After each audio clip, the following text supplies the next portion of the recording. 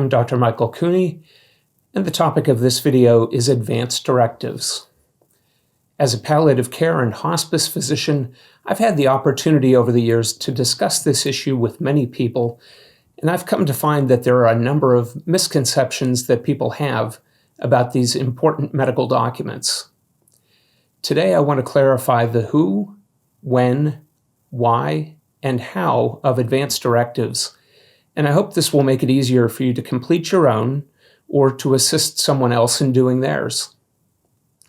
I'll give one disclaimer right up front. Working in Pennsylvania as I do, this lecture will largely take into account Pennsylvania laws and policies regarding Advance Directives, though most states are fairly similar. So to start with, who should complete Advance Directives? Well, really anyone over the age of 18 who, of course, currently has the capacity to make decisions, since this is literally a written statement of your wishes.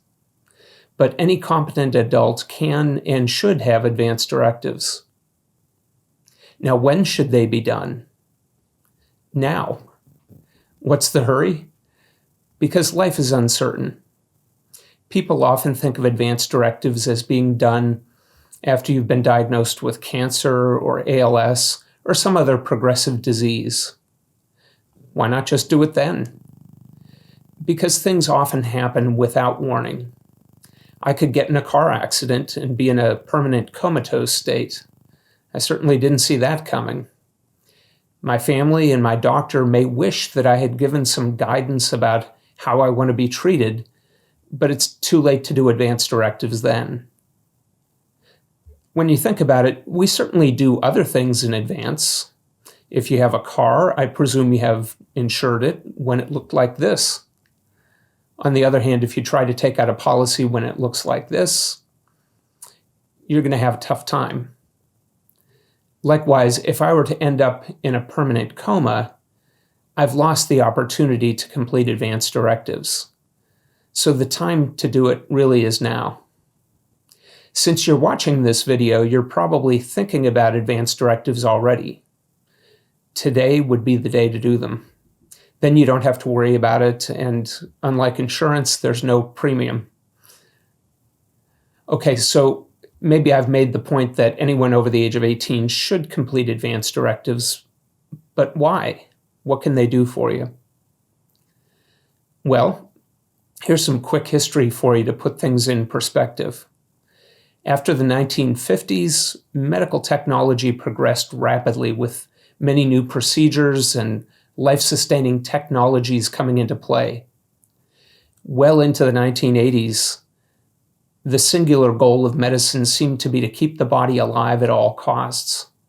Mechanical ventilators, dialysis, feeding tubes, blood pressure supporting medications, ICU level of care, it was all in play without too much consideration of the patient's wishes. The idea was, well, of course people want to stay alive. And generally speaking, that's true. But there were cases of people who were being maintained on life support even though there was no expectation of a good outcome. Some of these were debated in the popular media of the day.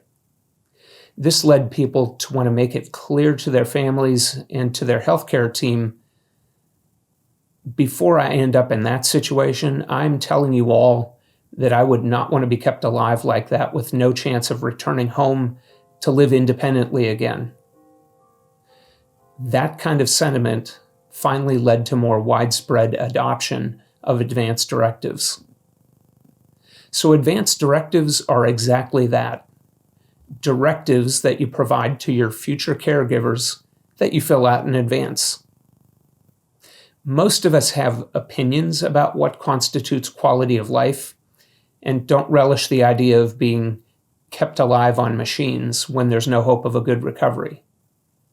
Don't get me wrong, medical technology is great and I'm glad we have it, at least when there's some expectation of recovery or at least of maintaining some quality of life.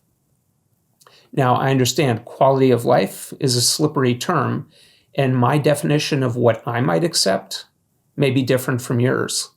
I'm not here today to debate where exactly to draw that line in the sand, but there are fairly commonly held preferences in our society about two conditions when most of us would not want aggressive, some would say excessive, life-prolonging measures. The first of those conditions would be at the end stage of any disease. That is, when death is imminent no matter what is done. In that case, using life-prolonging measures will not restore health or quality of life, but would only prolong the dying process. In fact, that's the very definition of an end-stage disease. The second condition would be a state of permanent unconsciousness. Permanent, with no chance of ever waking up again. This is not just a concussion or temporary unconsciousness after a seizure. This would be like a persistent vegetative state. So end-stage disease and permanent unconsciousness, those are the two almost universal situations where people would not want aggressive treatment. Are there exceptions? Yes, there are a few folks that I've met who are of the mindset that, hey, while there's a breath left in me, I want everything done. And that's fine, to each their own. But the majority of people seem to fall on the side of limiting what is seen as futile, overly aggressive care in the situations I described. Do they want good care? Of course they do. And there are certainly ways to take very good care of people without subjecting them to aggressive technology. But that's for another talk. Right now, let's look at how to complete Advance Directives. It's actually easier than you may think. Right off, let me reassure you that this is not a big, long process with some unreadable 50-page form. It's actually fairly user-friendly. Of course, you'll need the forms, and you can download versions of these from different sites. I've included clickable links to several Pennsylvania compliant forms in the description right below this video on YouTube. These are free to download. But if you don't want to go that route, you can discuss this topic with your primary physician. Most physician offices have the forms. If you are admitted to the hospital, they certainly have Advance Directive forms available in the inpatient setting, though I would hope you complete these documents before you end up admitted to the hospital. You can also complete these with your attorney, and often during estate planning, they'll incorporate the Healthcare Advance Directive right in with other estate documents. But that's not always the case, so be sure you ask about this if you want to go through your attorney. If you are very clear about the decisions on the forms, then any of the avenues mentioned will get you the forms to complete, and they're easy enough to do on your own. But if you have questions or need help defining your options, then I'll put in a plug at this point for consultation with a palliative care physician who can help facilitate a conversation about your goals of care and can assist you with completing the directives. Not everyone needs to go that route, but if your situation is more complex or difficult for you, then palliative care can help with this. Regarding the documents themselves, well, like any good form, they start out by having you enter your identifying information. Easy enough. But there are really two major parts of the Advance Directive that we want to clarify. First, the living will, and secondly, the healthcare power of attorney. Now, these may come in different orders on your forms, but those are the two main parts of the body of the document. We'll start with the living will. Remember the two conditions we discussed where we said that most people would not want aggressive life-prolonging treatments? That would be an end-stage medical condition or a state of permanent unconsciousness. If you are in that mindset, then the living will is very straightforward. It's basically set up with the assumption that you probably don't want to be kept alive artificially under those circumstances. Now, you can indicate otherwise if you want, but the reason most people complete Advance Directives is specifically to limit excessive treatment under those circumstances, so it primarily defaults to that mindset. There are only a few options that are included for clarification. First, do you consider artificial feeding and/or hydration to be an excessive life-prolonging measure in the case of an end-stage disease or permanent unconsciousness? Some people who are otherwise ready to say no CPR, no ventilator, no dialysis will stop short when it comes to artificial feedings, believing that, well, that's a different decision altogether. This option allows you to address that. The other option asks whether you consider severe, irreversible brain damage to be an intolerable condition, such that it should be treated like end-stage disease. Now, we're not talking about just being unconscious per se, but severe brain damage like advanced dementia or a devastating stroke. Some feel that that situation should be treated just like an end-stage condition, even though death may not be imminent. Again, this option covers that. Then there's room to write in any specific wishes or alterations that are important to you. For example, I prefer comfort over being alert, or I prefer to be cared for at home if possible. Many people write in nothing specific, but the option is there if you want. The second major section is the durable healthcare power of attorney. So we said the living will covers the big ticket items that we discussed before under those very specific circumstances. But what if I'm incapacitated and medical decisions need to be made, but I'm not in an end-stage condition or permanently unconscious? Well, then the living will doesn't apply to me. This is a situation where I need to have a spokesperson. People ask, well, can't my family just make decisions for me? Yes, they can, but on a limited basis. Legally, they can really only consent to life-prolonging treatments. Blended families can be tricky. For example, if there is a spouse from a second marriage and adult children from the first marriage, it can be a legal quagmire. Or disagreements among family members can throw a wrench in the works. What resolves this? Completing a healthcare power of attorney.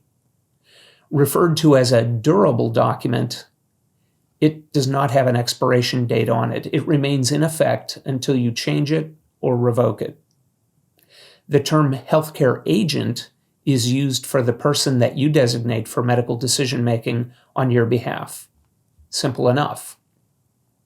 On the form, you can name one or more alternate agents in case your primary agent is either unavailable or incapacitated themselves when the need arises.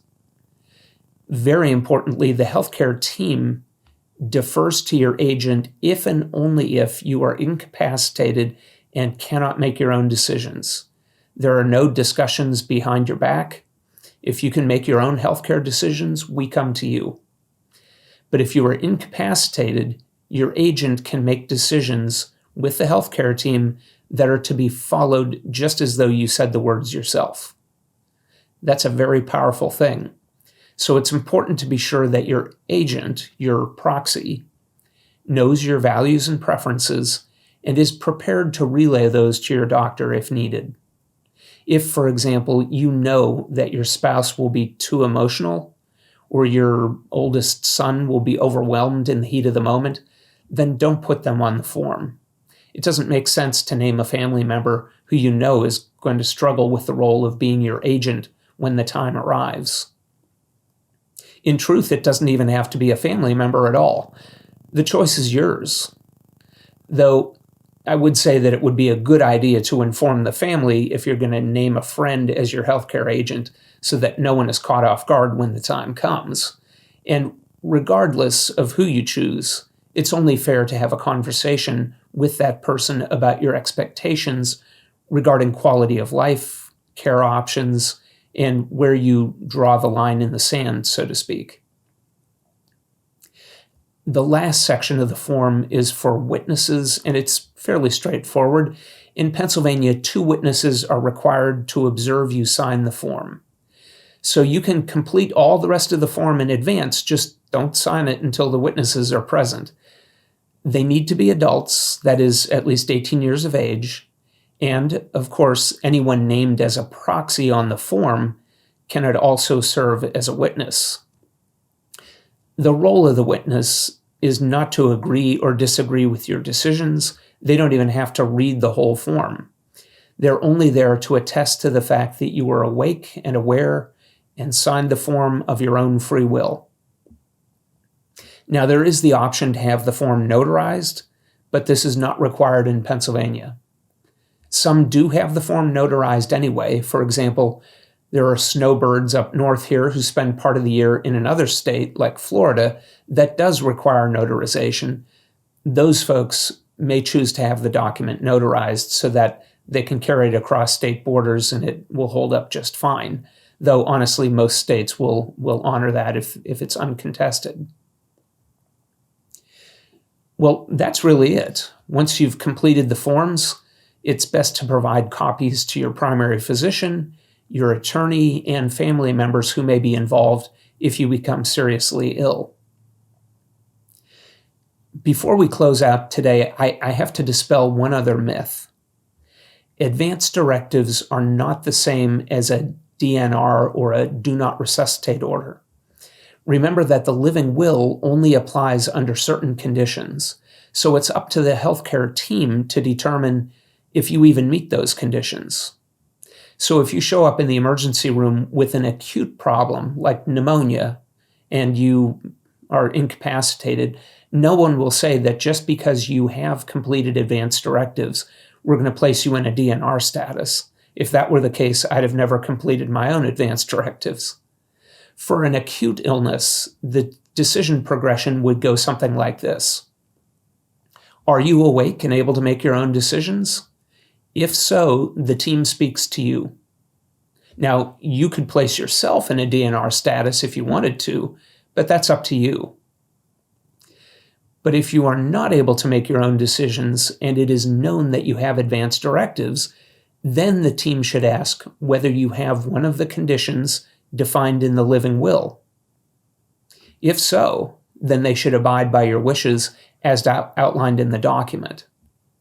I do want to note there can be no immediate determination in the emergency room about a state of permanent unconsciousness. That really takes repeated neurologic testing over time to determine. So no one would declare someone permanently vegetative in the emergency room. If the living will does not apply, then the team would speak with your healthcare agent about what you would want under the circumstances. That being said, for an acute illness, the emergency personnel will not forgo treating you while debating about your advance directives. They'll treat first and ask questions later. So rest assured, simply having advance directives will not immediately limit any of your acute care options. They were designed to allow people to choose for themselves, not to end up on futile, life-prolonging treatments without benefit, not to prevent them from getting necessary acute care. Well, I hope this overview has clarified the issue of advance directives for you and maybe has encouraged you to complete your own or to assist a loved one in doing theirs. I appreciate you joining us today. Thank you for your time. I'm Dr. Michael Cooney. Take care.